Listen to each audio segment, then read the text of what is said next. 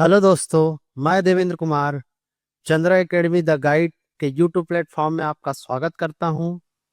चलिए, जैसे कि आप सभी को पता है, हम इंडियन हिस्ट्री और सीजी हिस्ट्री के इम्पोर्टेंट एमसीक्यूज देख रहे हैं अभी, जो कि CGPSC, Vyapam and other state level के एग्जाम में डायरेक्ट आपको क्वेश्चन देखने को मिलेगा।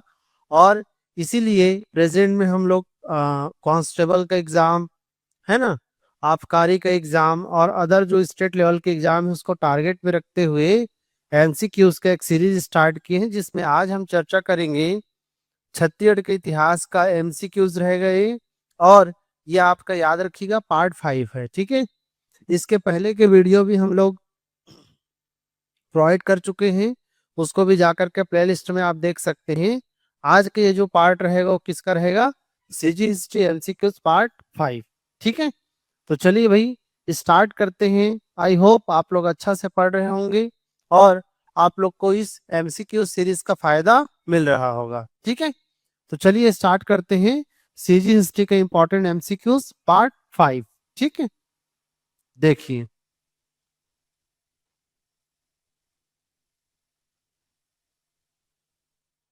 चलिए भाई पहला क्वेश्चन पढ़ते हैं, क्या है देखिए।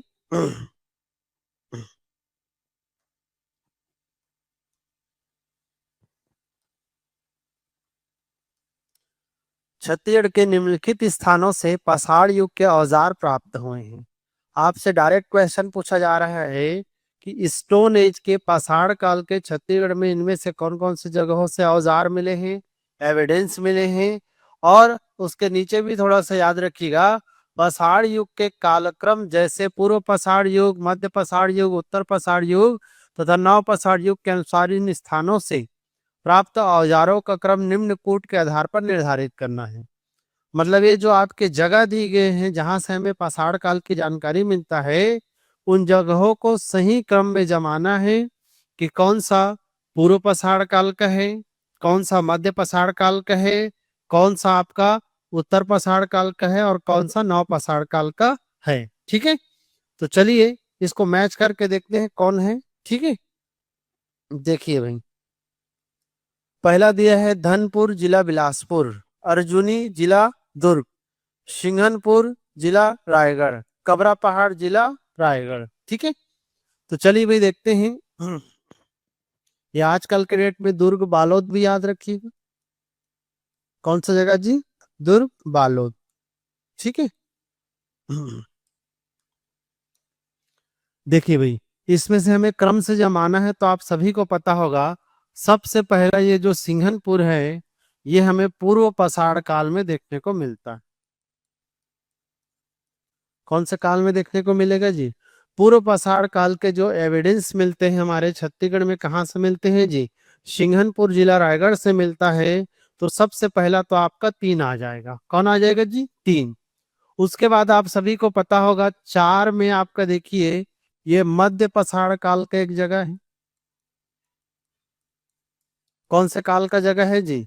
मध्य पाषाण काल का कबरा पहाड़, ठीक है। और ये भी आपको कौन से जिले में मिलेगा? रायगढ़ जिले में मिलेगा। तो ये हो जाएगा आपका दूसरा, ठीक है। तो याद रखना सीरीज क्या बन रहा है? तीसरा और उसके बाद चौथा। इसके बाद अगर हम देखें, 2 जगह और है, धनपुर और अर्जुनी, ठीक है। तो देखिए भाई, धनपुर बिलासपुर नाम का ये जो जगह है ये आपको उत्तर पाषाण काल का देखने को मिलेगा। कौन से काल का जी? उत्तर पाषाण काल। तो इसके बाद याद रखिएगा ये आ जाएगा एक, ठीक है। और इसके बाद लास्ट में अर्जुनी नाम का जगह जगह है, ये नव पाषाण काल के एविडेंस मिलते हैं। कौन से काल के जी? नव पाषाण काल के। तो आपका यही हमारा क्रम बन जाएगा, याद रखिएगा। क्या क्रम बनेगा? 3, 4, 1 और 2। तो देखिए भाई, किसमें ऑप्शन में है? 3, 4, 1 और 2 हमें देखने को मिलेगा सी में। किसे मिलेगा जी? सी। तो याद रखेंगे, आपको जब भी ऐसा क्वेश्चन पूछा जाता है तो हड़बड़ी में आंसर नहीं करना है। उस क्वेश्चन को समझना है भैया कि कालक्रम के आधार पे पूछ रहा है कि अलग अलग एविडेंस के आधार पे पूछ रहा है, ठीक है। याद रखना, पूर्व पाषाण काल में हमारे छत्तीसगढ़ का सबसे इंपॉर्टेंट जगह जहां से साक्ष्य मिलता है सिंघनपुर। मध्य पाषाण काल में कबरा पहाड़। उत्तर पाषाण काल में धनपुर, और नव पाषाण काल में कौन है जी, अर्जुनी। कौन सा मिल जाएगा, अर्जुनी। ठीक है, चलिए भाई नेक्स्ट क्वेश्चन की ओर बढ़ते हैं हम लोग। देखिए भाई अगला क्वेश्चन क्या है। सेकंड क्वेश्चन है, देखिए पाषाण काल से रिलेटेड है। क्या क्वेश्चन है जी, पढ़ते हैं। पाषाण स्मारक कहाँ से संबंधित है। ठीक है, पाषाण स्मारक कहने का मतलब ये आपका महापाषाण कालीन स्मारक की बात कर रहा है। जो आप सभी को पता होगा कि उस समय के जो मानव था, उन लोग शव वगैरह को दफन करने के लिए इस्तेमाल करते थे। और कैसे करते थे, तो एक बड़ा सा गड्ढा खोद करके उसमें बॉडी को रख देते थे, और फिर वो जो गड्ढा है उसको मिट्टी से नहीं ढकते थे, बल्कि उसके ऊपर में बड़ा सा पत्थर रख देते थे, जिसको क्या नाम दिया गया है जी, महापाषाण कालीन स्मारक। तो ये आप सभी को पता होगा कि महापाषाण कालीन स्मारक के लिए सबसे फेमस जगह हमारे छत्तीसगढ़ में कौन मिलेगा जी, धनौरा। जो कि आपको कौन से डिस्ट्रिक्ट में मिल जाएगा, बालोद। कौन से जिले में, बालोद। ठीक है, यहाँ से लगभग माना गए हैं 500, कितना जी, 500 महापाषाण कालीन, महापाषाण कालीन क्या मिला है जी, स्मारक मिला है। ठीक है, और महापाषाण कालीन स्मारक क्या है, तो पाषाण काल में व्यक्तियों को दफन करने की एक विधि है, जिसके एविडेंस हमें आज के डेट में देखने को मिलता है। याद रखिएगा, ये कौन सा जगह हो जाएगा जी, धनौरा। ठीक है भाई, चलिए इसके बाद थर्ड क्वेश्चन देखते हैं। थर्ड क्वेश्चन क्या है, देखिए महाकाव्य रामायण में बस्तर का उल्लेख किस क्षेत्र के नाम से किया गया है। आपको सीधा सीधा पूछा जा रहा है कि रामायण काल में बस्तर जो हमारा एक क्षेत्र है उसको किस नाम से जाना गया है।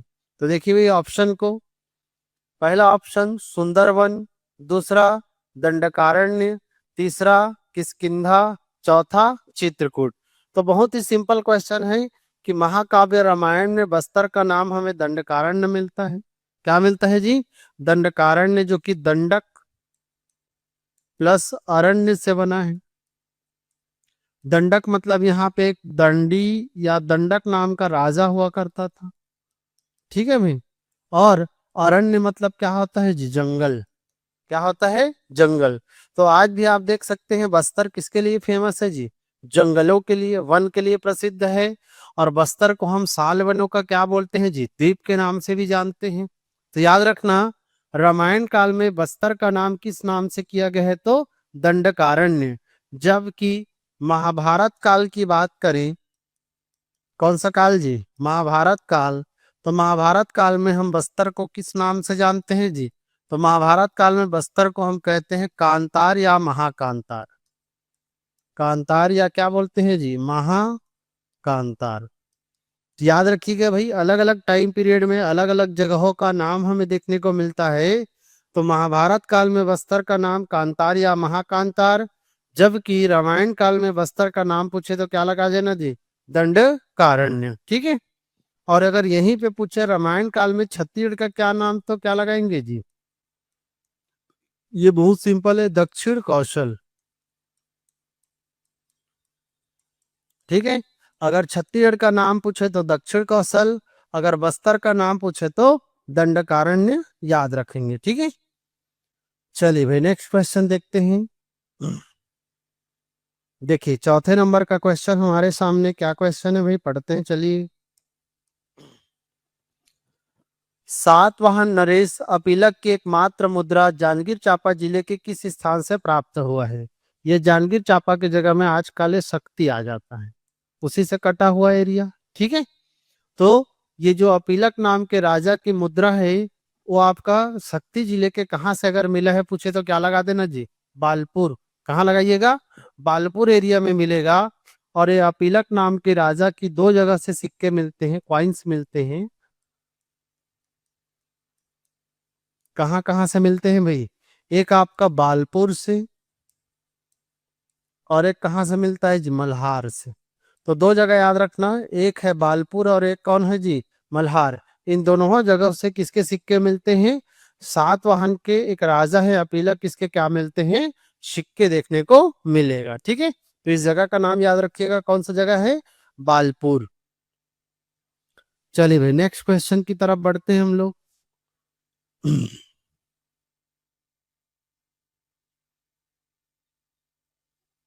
चलिए 5 नंबर का क्वेश्चन हमारे सामने है।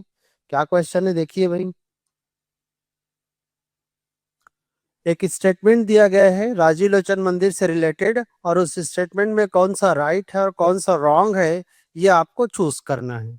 आजकल आप सभी को पता होगा व्यापम सिंपल क्वेश्चन देना आपका बंद कर दिया है। स्टेटमेंट वाला क्वेश्चन देगा, कोट वाला क्वेश्चन देगा, तो थोड़ा सा आपको चीजों को अच्छे से स्पष्ट पढ़ करके हमें एग्जाम देना है, ठीक है। देखिए भाई, राजीव लोचन मंदिर राजिम के संबंध में निम्नलिखित में से कौन सा कथन सही है। पढ़ते हैं। इसका निर्माण 12वीं शताब्दी में हुआ है, तो ये तो आपका स्टेटमेंट क्या है जी, गलत। क्योंकि आप सभी को पता होगा ये जो राजीव लोचन मंदिर है इसको बिलासतुंग नाम के राजा ने बनवाया था। किससे बनवाया था जी, बिलासतुंग। और इसका लगभग 7वीं 8वीं शताब्दी का टाइम पीरियड हमें देखने को मिलता है, ठीक है। तो ये टाइम पीरियड याद रखना 7वीं 8वीं शताब्दी का है, न कि कौन सी सेंचुरी का, 12वीं शताब्दी का। दूसरा देखते हैं, इसे नलवंशी शासक ने बनवाया था, तो ये स्टेटमेंट सही है भाई। क्योंकि बिलासतुंग हमें देखने को मिलता है कौन से वंश का था जी, नल वंश का राजा था। कौन से वंश का राजा था जी, नल वंश का राजा था। तीसरा स्टेटमेंट क्या है देखिए, इसमें भगवान रामचंद्र की मूर्ति है। क्या ये स्टेटमेंट सही है, तो आप सभी को पता होगा ये स्टेटमेंट क्या है जी, गलत। देखिए राजीव और एक शब्द है लोचन। क्या क्या शब्द है जी, एक है राजीव और एक क्या है, लोचन। राजीव का मतलब क्या होता है, तो राजीव का मतलब होता है कमल। क्या होता है जी, कमल। और लोचन का मतलब क्या होता है, तो लोचन का मतलब होता है आंख। क्या होता है जी, आंख। याद रखिएगा, चीजों को स्पष्ट अगर पढ़े रहेंगे तो रटने की जरूरत नहीं पड़ेगा कि ये किस भगवान का मंदिर है। तो देखिए दो शब्द मिला, एक राजीव और एक लोचन। राजीव का मतलब कमल है और लोचन का मतलब क्या है जी, आंख। तो राजीव लोचन मंदिर किस भगवान का मंदिर है, तो उस भगवान का मंदिर है जिसकी आंख किसके समान है जी, कमल के समान है।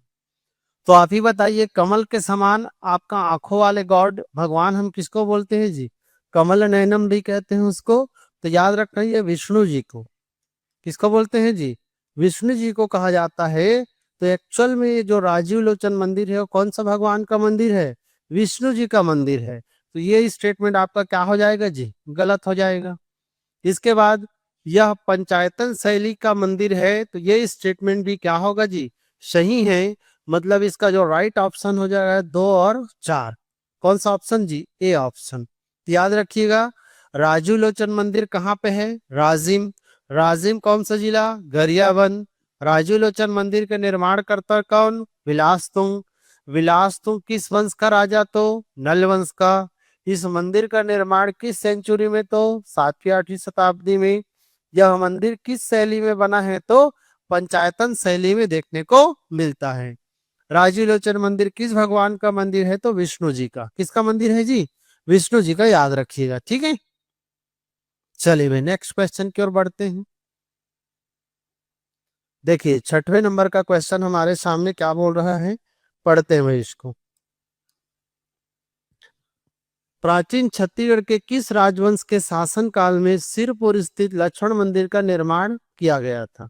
बहुत ही सिंपल क्वेश्चन है कि सिरपुर में जो लक्ष्मण मंदिर आपको मिलेगा, इस मंदिर का निर्माण किस वंश के टाइम पीरियड में हुआ है, ठीक है। तो ये तो बहुत सिंपल क्वेश्चन है, आप सभी को पता होना चाहिए। कौन सी डायनेस्टी थी जी, पांडु, ठीक है। तो याद रखिएगा, ये जो सिरपुर का लक्ष्मण मंदिर है इसका निर्माण किस वंश के टाइम में हुआ है, पूछे तो क्या लगाना है जी, पांडु। किसने किया है,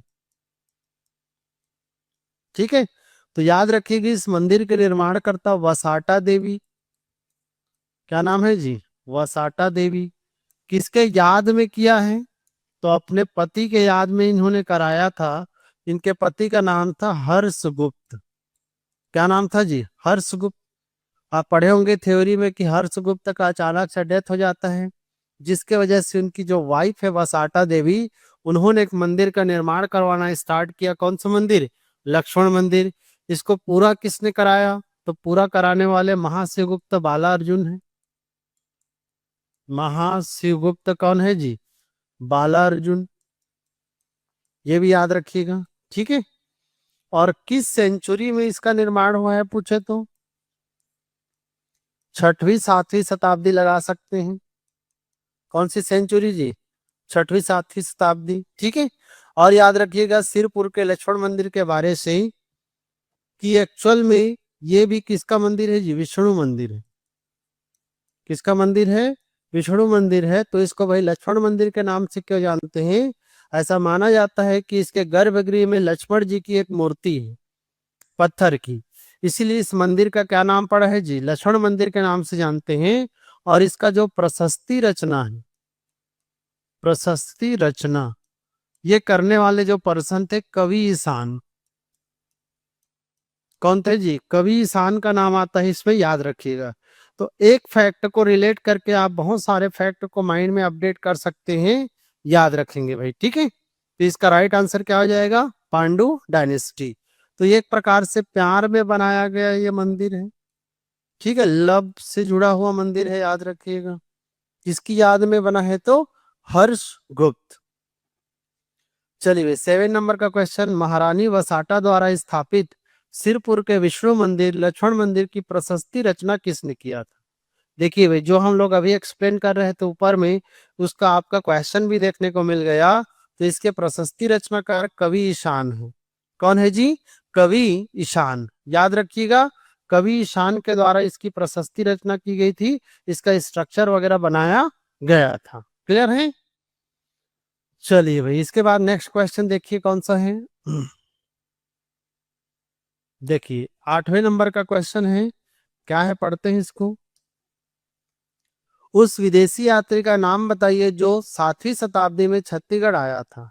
आपको पूछा जा रहा है कि 7th सेंचुरी में 7वीं शताब्दी में कौन सा एक विदेशी यात्री हमारे छत्तीसगढ़ में आया था। ठीक है। क्या क्या ऑप्शन है देखिए, फाहियन, टॉलमी, अल मसूदी, वेनसोंग। तो आप सभी को पता हो गया यार, बहुत ही फेमस एक विदेशी यात्री हैं जिनका नाम हमें देखने को मिलेगा क्या जी? वेनसोंग। क्या मिलेगा? वेनसोंग। तो ये आपका राइट आंसर क्या हो जाएगा? वेनसोंग, जो कि हमारे छत्तीसगढ़ लगभग 639 एडी में आते हैं। कौन से एडी में आते हैं जी? 639 एडी में आते हैं। और इसका अगर सेंचुरी की बात करें तो इसी का सेंचुरी क्या निकलता है? 7वीं शताब्दी। क्या निकलता है जी? 7th सेंचुरी निकलता है, 7वीं शताब्दी निकलता है। और इस समय आने वाले जो पर्सन है कौन है जी? Wen Song. वेन सॉन्ग कहाँ से आता है जी? चीन। चीनी यात्री चिंग चोंग चिंग वाली। ठीक है। और वेन सॉन्ग जो भारत और छत्तीसगढ़ की यात्रा कर रहा है, यात्रा कर रहा है, इस पर इन्होंने क्या लिखा है जी? बुक। बुक का नाम आप सभी को पता होगा, सी यू की। कौन सा बुक लिखा है इन्होंने जी? सी यू की। डायरेक्ट एग्जाम में पूछेगा। ठीक है। वेन सॉन्ग को यात्रियों का राजकुमार भी कहते हैं, प्रिंस ऑफ द ट्रेवलर कहते हैं। ठीक है। तो इनके बुक का नाम क्या है जी? सी यू की। और इन्होंने छत्तीसगढ़ का क्या नाम दिया है? तो छत्तीसगढ़ का नाम याद रखना, किया सालो। क्या नाम दिया है जी? किया सालो। ऐसे लगता है जैसे छत्तीसगढ़ को गाली देख चला गया, की कर रहे हो सालो। ठीक है। याद रखिएगा चीनी आदमी था, एक्चुअल में कौशल वगैरह बोलना चाहता था, लेकिन कौशल का प्रोनाउंसिएशन सही नहीं हुआ और लिख दिया इन्होंने क्या भाई? किया चलो। और ये हमारा आपका छत्तीसगढ़ जब आते हैं तो महाशिवगुप्त बाला अर्जुन का शासन था। महाशिवगुप्त किसका शासन था जी? बाला अर्जुन। ये भी डायरेक्ट पूछता है। भारत में हर्षवर्धन का शासन था। किसका जी? हर्षवर्धन, जो कि वर्धन डायनेस्टी का फेमस रूलर था, जानते होंगे आप लोग। ठीक है। तो याद रखिएगा इस फैक्ट को, 7th सेंचुरी में वेन सॉन्ग आया था आपका 639 एडी में छत्तीसगढ़। और इन्होंने सिरपुर की भी यात्रा किया और इन्होंने मल्हार की भी क्या किया था यार? यात्रा किया था। तो ये भी क्वेश्चन कभी कभी बन जाता है कि वेन सॉन्ग ने छत्तीसगढ़ में कौन कौन से जगहों की यात्रा किया, रुका। तो क्या लगा देना? सिरपुर और मल्हार। और यहाँ पे क्या ये खोज रहा था? तो आप सभी को पता है चाइना से आने वाले जो पर्सन हैं उन लोग बौद्ध धर्म के जुड़े हुए जगहों को घूमते हैं और उनसे संबंधित रिसर्च करते हैं। ठीक है, तो याद रखना शिरपुर मल्हार में आज भी हमें बौद्ध धर्म से रिलेटेड क्या मिलता है जी? साक्ष्य मिलता है, एविडेंस मिलता है, मूर्तियां मिलती है। इसीलिए इन दोनों जगहों की यात्रा किस पर्सन ने किया था? वेन सांग ने किया था। ठीक, चलिए भाई नेक्स्ट पढ़ते हैं हम लोग।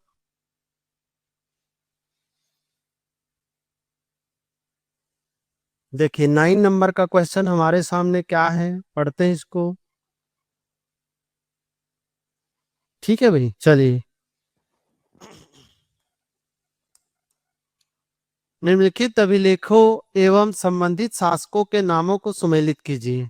आपको एक साइड में रूलर्स दिए गए हैं, राजा दिए गए हैं, और एक साइड में उनसे संबंधित जानकारी वगैरह जो मिलता है उन अभिलेखों को दिया गया है। आपको दोनों को मैच करके क्या करना है जी? आंसर फाइंड आउट करना है। ठीक है, तो चलिए भाई देखते हैं। पहला है कुरुत ताम्रपत्र, दूसरा सिरपुर लक्ष्मण मंदिर शिलालेख, तीसरा बारसूर शिलालेख, चौथा कोटगढ़ शिलालेख। तो देखिए भाई ऐसे क्वेश्चन में जो आता है उसी को पहले मैच कर लीजिए, कोई दिक्कत नहीं है। ये कंफर्म नहीं है कि सब आपको आता हो, एक दो भी आता रहेगा तो आपका आंसर सही हो जाता है। देखिए भाई एक दो भी करते हैं इसको। जैसे कि देखिए इसमें सबसे फेमस है ये वाला सिरपुर लक्ष्मण मंदिर शिलालेख। ठीक है, तो लक्ष्मण मंदिर शिलालेख जो इसका निर्माण करने वाले पर्सन है वही उसी से रिलेटेड होगा। तो इसके निर्माण को पूरा किसने किया था जी? महासेवगुप्त बालार्जुन, तो इसी से रिलेटेड है। तो बी का क्या हो जाएगा? एक। तो देखिए बी का एक दो ही में है, मतलब दो ऑप्शन तो कट गया ना। सी और डी आंसर हो ही नहीं सकता, आपको ऑप्शन काटना है। ठीक है, इस पैटर्न को हमेशा आपको फॉलो कीजिएगा एग्जाम के लिए। इसके बाद देखिए बारसूर शिलालेख की बात करें तो बारसूर मतलब ये छिंदक नाग, नल या काकती वंश से रिलेटेड होगा। और यहाँ पर हमें कौन दिख रहा है जी? जगदेव भूषण, जो कि छिंदक नाग वंश वगैरह से रिलेटेड है। तो ये याद हो जाएगा। बारसूर शिलालेख किसका हो जाएगा? सेकेंड। ठीक है, सी का दो। तो देखिए सी का दो किसमें है? इसमें तो है ही नहीं, इसीलिए आपका राइट आंसर क्या हो जाएगा? B option. कौन सा ऑप्शन? बी ऑप्शन राइट हो जाएगा, याद रखिएगा। कुरुत ताम्रपत्र किसका है? नरेंद्र का।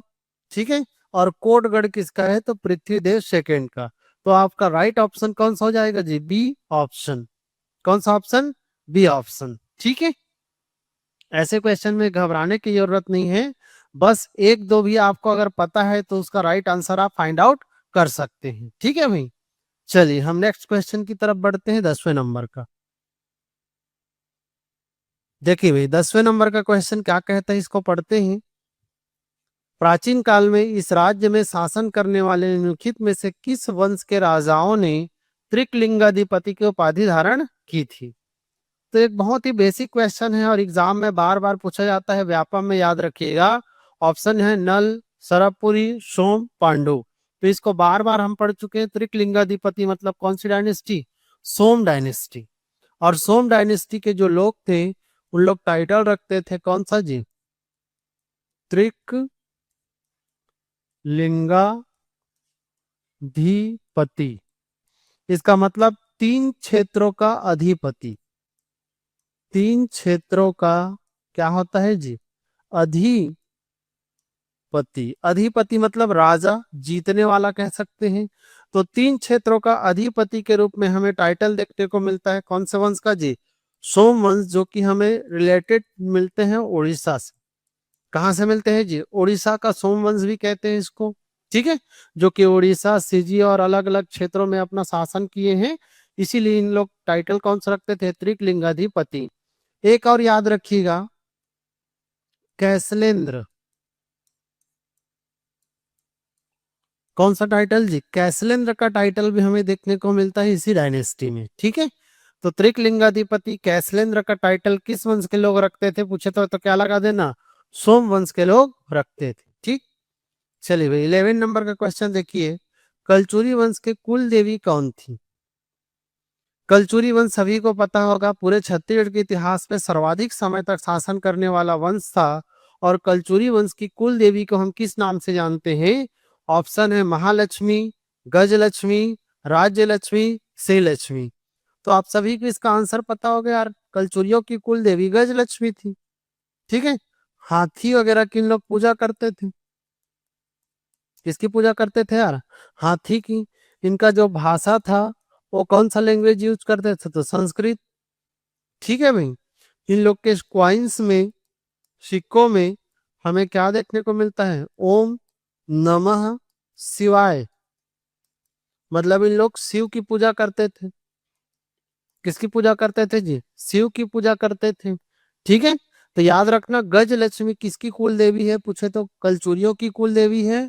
और एक चीज पढ़े होंगे, अभी देख रहे हैं कि कलचुरी लोग आपका क्या कर रहे हैं, हाथियों की पूजा कर रहे हैं, लक्ष्मी के साथ में मिक्स करके कह सकते हैं। आगे चल के एक ऐसा पर्सन आएंगे इस वंश में जो कि हाथियों को मारने वाला टाइटल रखता है, क्योंकि उन्होंने त्रिपुरी के कलचुरियों से विद्रोह किया था अलग होने के लिए। ठीक है भाई, तो ऐसा करने वाले जो पर्सन है उन्होंने टाइटल क्या रखा था जी, गज शार्दुल। कौन सा टाइटल रखा था, गज शार्दुल। और गज शार्दुल का मतलब क्या था, हाथी को मारने वाला। हाथी को क्या करने वाला जी, मारने वाला। और ऐसा टाइटल कलचुरी वंश के किस पर्सन ने रखा था, जाजल देव प्रथम ने। किस रखा था जी, जाजल देव प्रथम ने। ठीक है, तो याद रखिएगा कलचुरी वंश की कुल देवी का नाम क्या था जी, गजलक्ष्मी था। कौन सी भाषा प्रयोग करते थे, संस्कृत। और कौन से आपका गॉड की पूजा करते थे, तो शिव।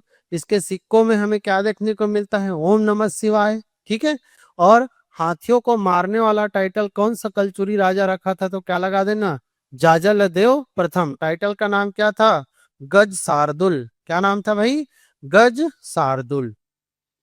ये देखिए जो हम लोग डिस्कशन कर रहे थे वही क्वेश्चन के रूप में हमें नेक्स्ट मिल गया।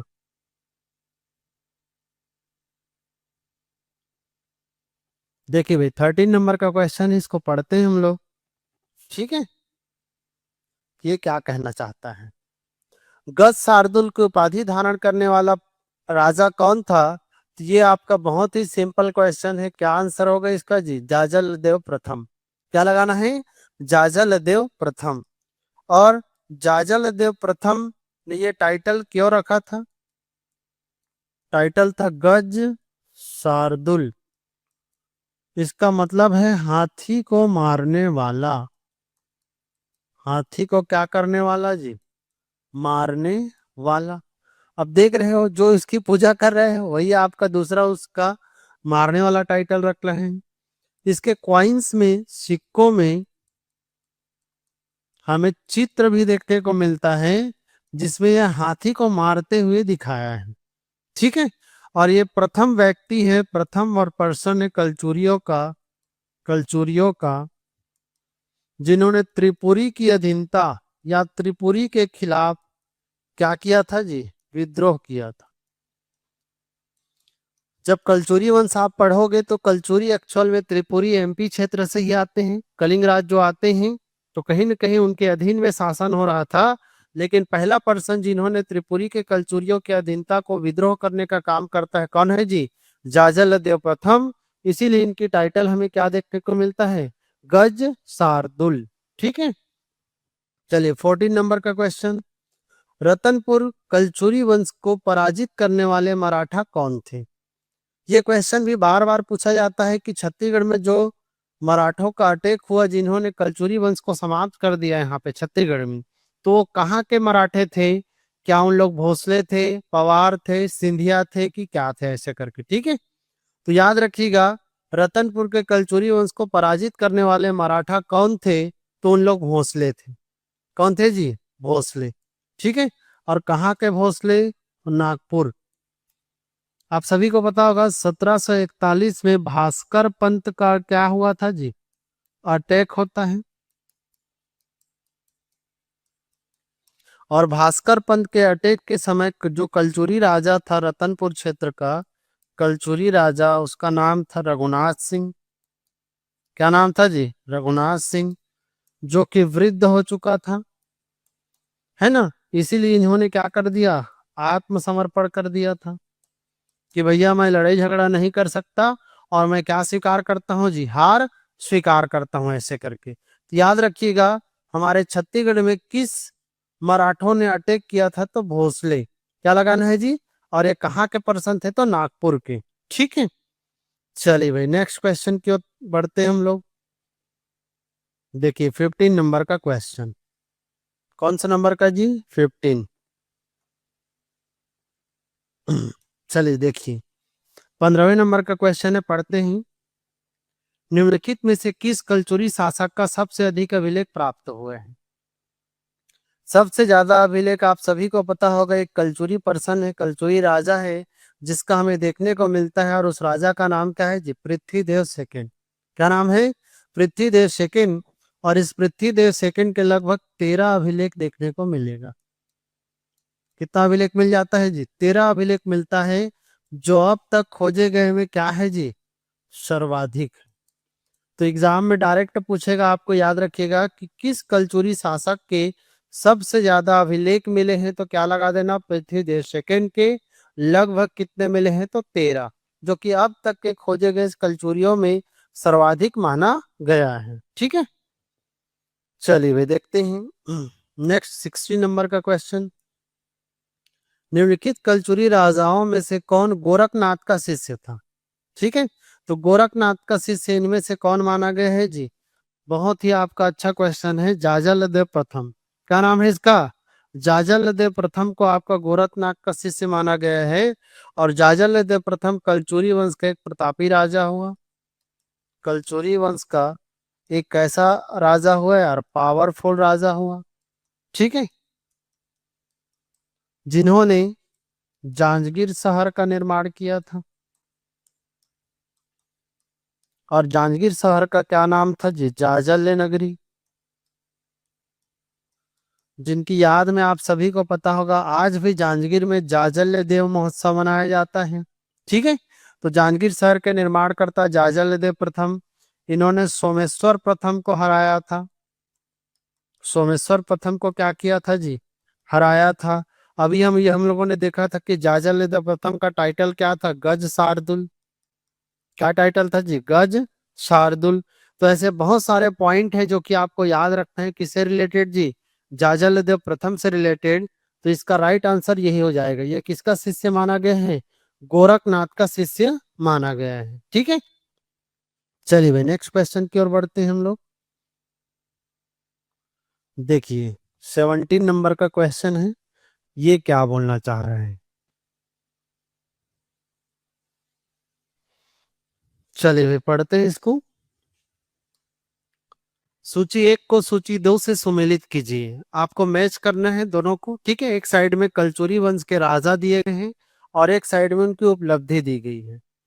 चलिए भाई देखते हैं। पृथ्वीदेव प्रथम, जाजलदेव प्रथम, जाजलदेव सेकेंड, पृथ्वीदेव सेकेंड।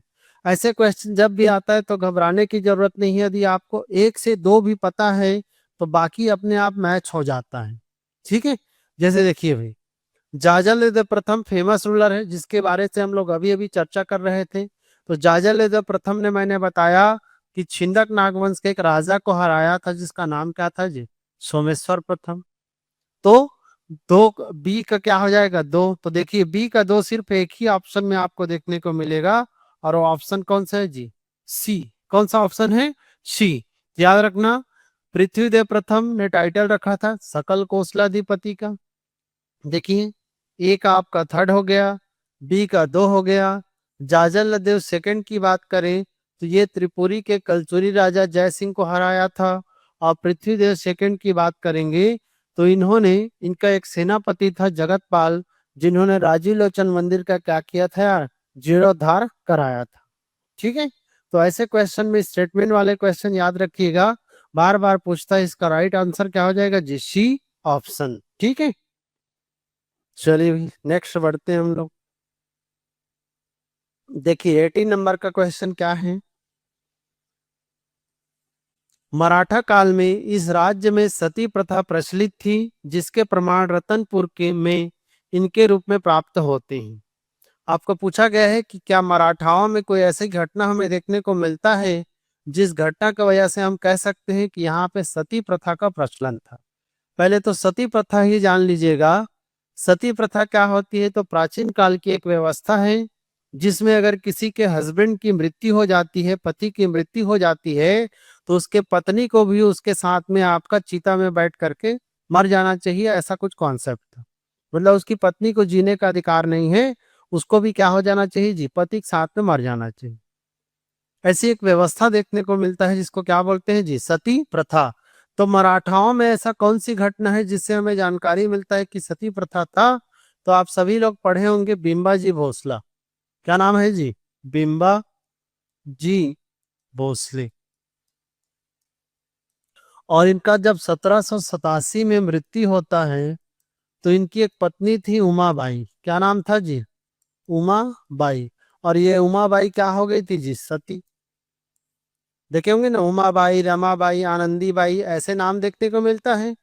तो उमाबाई नाम की एक महिला थी इनकी पत्नी, जो कि क्या हो गई थी जी? सती हो गई थी। और उसी से जुड़ा हुआ एक जगह है रतनपुर में। कहाँ पर जी? रतनपुर, जिसको हम सती चौरा के नाम से जानते हैं। कौन सी जगह के नाम से जी? सती चौरा। तो इसका जो राइट आंसर हो जाएगा कौन सा ऑप्शन हो जाएगा? A option. याद रखिएगा, सती चौरा में सती हुई थी उमाबाई, जो कि किसकी पत्नी मानी गई है? बिम्बाजी भोसले। और यहाँ पर सती प्रथा के हमें स्पष्ट रूप से क्या देखने को मिलता है जी? साक्ष्य देखने को मिलता है। ठीक, चलिए 19 नंबर का क्वेश्चन देखिए। कोमोमंडल के अधिपति वजुवर्मा की पुत्री जिसका नाम था नोनल्ला से विवाह करने वाले कलचुरी राजा कौन थे? ठीक है, कोमोमंडल एक क्षेत्र है जहां पे एक पर्सन है जिसका नाम है वजू वर्मा। और वजू वर्मा की पुत्री का नाम नोनल्ला। और नोनल्ला का शादी किस कलचुरी राजा से अगर हुआ है पूछे, तो इसका जो राइट आंसर हो जाएगा रत्नदेव प्रथम। क्या हो जाएगा जी? रत्नदेव प्रथम वो पर्सन है जिनका वजू वर्मा की पुत्री से क्या हुआ था? शादी हुआ था। और इसी रत्नदेव प्रथम ने, जानते होंगे, रतनपुर शहर का निर्माण कराया है। कौन से शहर का निर्माण कराया जी? रतनपुर। इसी रतनपुर में इन्होंने गज किला का निर्माण कराया है। कौन से किला का जी? गज किला। यहीं पर महामाया माता का मंदिर निर्माण कराया है। कौन से माता का जी? महामाया माता का मंदिर। तो ऐसे बहुत सारे फैक्ट हैं जो कि हम किससे रिलेटेड मिलेगा जी? रत्नराज प्रथम। रत्नराज बोले या रत्नदेव बोले, एक ही बात है। ठीक है, चलिए भाई 20 नंबर का क्वेश्चन, जो कि आज के हमारे एमसीक्यू सीरीज का लास्ट क्वेश्चन होगा। इसको भी हम देखते हैं कि इसका क्या कॉन्सेप्ट है। ठीक है, देखिए भाई, प्राचीन छत्तीसगढ़ के कलचुरी शासक को सूची 2 में सुमेलित करना है। एक साइड में कलचुरी वंश के राजा दिए गए हैं और एक साइड में उनके काम या उनसे जुड़े हुए कोई फैक्ट दिए गए हैं, जिसको हमें सही सुमेलित करना है। क्या करना है भाई? सही सुमेलित करना है। तो चलिए देखते हैं किस पर्सन ने कौन सा काम किया है। तो कलिंग राज, पहला नाम क्या मिलता है जी? कलिंग राज, जो कि कलचुरी वंश का छत्तीसगढ़ में क्या है जी? संस्थापक। कलचुरी वंश का छत्तीसगढ़ में क्या है जी? संस्थापक। ठीक है, और देखिए इसमें से कौन सा ऑप्शन राइट हो रहा है? तो इनकी जो कैपिटल मिलती है हमें, क्या मिलती है जी? तुम्मान। और ये तुम्मान हमारा कौन सा क्षेत्र? कोरबा, जो कि कलचुरियों की पहली राजधानी थी। तो याद रखना, तुम्मान को अपनी राजधानी बना करके शासन किया था किस पर्सन ने जी? कलिंग राज, जो कि कलचुरी वंश का क्या माना गया है? संस्थापक माना गया है। बी ऑप्शन देखें, जाजलदेव प्रथम। तो देखिए भी ये तो बार बार रिपीट हो रहा है। जाजलदेव प्रथम ने सोमेश्वर देव को हराया था, जो कि बस्तर क्षेत्र में छिंदक नागवंश का क्या था जी? राजा था। तो देखिए इतना में ही आपका आंसर बन गया। ए का 2, बी का 4। 2 और 4 देखिए किसमें है? तो ए ऑप्शन। कौन सा ऑप्शन है जी? ए ऑप्शन राइट है। कल्याण साय की बात करें तो ये जहांगीर के समकालीन थे। और रघुनाथ सिंह की बात करें तो अंतिम स्वतंत्र कलचुरी शासक कह सकते हैं इसको, क्योंकि इसी के टाइम पीरियड में भास्कर पंत का क्या हुआ था जी? अटैक हुआ था। ठीक है, तो याद रखिएगा, ये जो एमसीक्यूज हो रहा है कोई नॉर्मल एमसीक्यूज नहीं है। इसी प्रकार के, इसी पैटर्न में जो क्वेश्चन बार बार पूछे गए हैं, उसको हम लोग एनालिसिस करके इस एमसीक्यूज में डिस्कशन कर रहे हैं। और इस एमसीक्यूज के थ्रू उससे रिलेटेड और कुछ पॉइंट्स भी आपको मिल रहे हैं। तो कहीं पर कॉपी में लिखते भी चलिएगा एक्स्ट्रा जो पॉइंट मैं बताता हूँ। ठीक है, तो चलिए भाई, आज के लिए इतना ही रखते हैं। नेक्स्ट वीडियो में हम देखेंगे इंडियन हिस्ट्री या सीजी हिस्ट्री के जुड़े हुए कुछ इंपॉर्टेंट एमसीक्यूज। ठीक है, तो चलिए, बोलिए जय भारत, जय छत्तीसगढ़।